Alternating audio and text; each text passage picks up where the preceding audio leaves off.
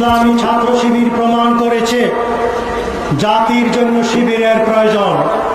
বাংলাদেশ জামায়াতে ইসলামীর সাবেক সহকারী সেক্রেটারি জেনারেল ও সুপ্রিম কোর্টের সিনিয়র আইনজীবী আব্দুর রাজ্জাক মারা গিয়েছেন। ইন্না লিল্লাহি ওয়া ইন্না ইলাইহি রাজিউন। রোববার বিকেল 4:10 রাজধানীর ইবনে সিনা হাসপাতালে মারা যান তিনি। অ্যাডভোকেট শিশির মোহাম্মদ মনির তার ভেরিফাইড ফেসবুক পেজে এক পোস্টে এ তথ্য জানান। মৃত্যুকালে তার বয়স হয়েছিল ৭৯ বছর।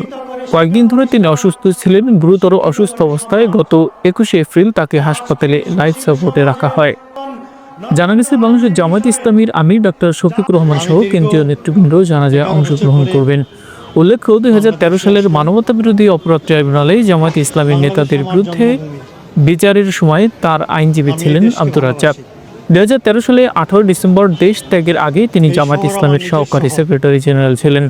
লন্ডনে থাকা অবস্থায় 2019 সালের 15 ফেব্রুয়ারি দল থেকে পদত্যাগ করেন। ওই সময় ব্যারিস্টার আব্দুর রাজ্জাকের পদত্যাগ এবং জামায়াতে ইসলামীতে সংস্কারের পক্ষে তার খোলামেলা বিবৃতি দলটির বিভিন্ন স্তরে বেশ নাড়া দিয়েছিল। বাংলাদেশের রাজনৈতিক পট পরিবর্তনের প্রেক্ষাপটে গত বছরের 26 ডিসেম্বর 11 বছর পর যুক্তরাজ্য থেকে দেশে ফেরেন তিনি। এই শহর আমার নিজের শহর। এখানকার আইন অঙ্গনেই আমার দীর্ঘদিনের বিচরণ ছিল।